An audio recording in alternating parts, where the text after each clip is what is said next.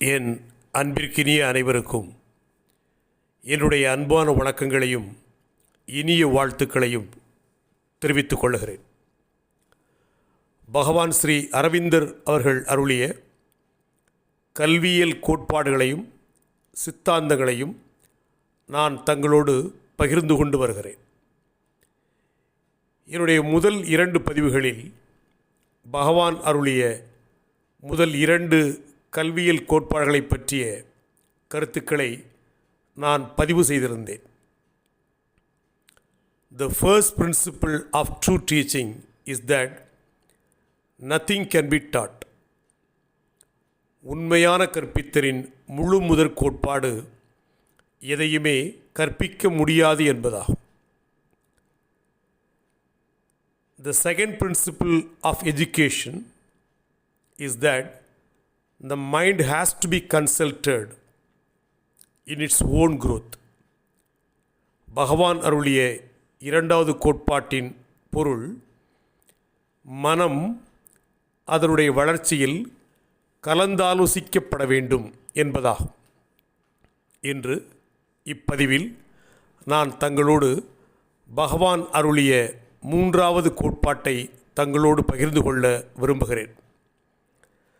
The third principle of education is to work from the near to the far, from that which is to that which shall be என்பதாகும்.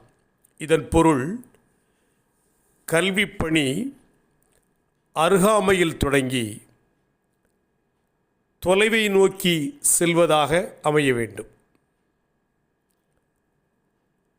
கைவசம் இருப்பதை கொண்டு இனி வரப்போவதை செயற்படுத்துவதாக அமைய வேண்டும். பகவான் இந்த 3வது கோட்பாட்டில் வலியுறுத்தி விளக்குகிற விஷயங்கள் 2. ஒன்று, கல்வி பணி எந்த இடத்தில் தொடங்க வேண்டும், எதை நோக்கி அந்த பயணம் அமைய வேண்டும். 2வது, எதை வைத்துக்கொண்டு கல்வி பயணத்தை தொடங்குவது, எதை பெறுவதாக அந்த கல்வி பயணம் அமைவது. பகவான் அருளிய இந்த கோட்பாட்டின் விளக்கம், கல்வி பணி அருகில் தொடங்க வேண்டும். அருகில் என்றால் நாம் எவற்றையெல்லாம் அருகில் பெறுகிறோமோ அவற்றிலிருந்து கல்வியறிவையும் பெற வேண்டும் என்பதாகும். நாம் சுவாசிக்கிற காற்று, நாம் வாழ்கிற பூமி,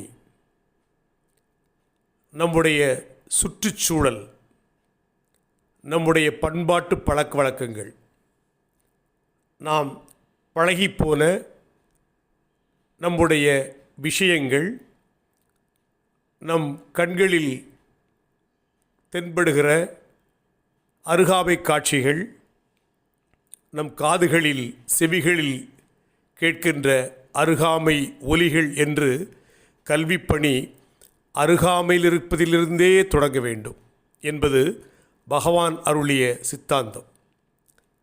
பயணம் எப்படி அமைய வேண்டும் என்றால், ஒரு தொலைவில் இருப்பதை நோக்கி செல்வதாக அமைய வேண்டும். காரணம், லேர்னிங் ஹேஸ் நோ எண்ட்.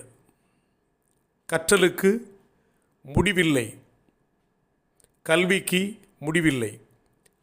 அருகாமையில் தொடங்குகிற கல்வி தொலைவில் இருப்பதை நோக்கி செல்வதாக அமைய வேண்டும் என்பது பகவான் கூறிய 3வது கோட்பாட்டின் முதற்கருத்து.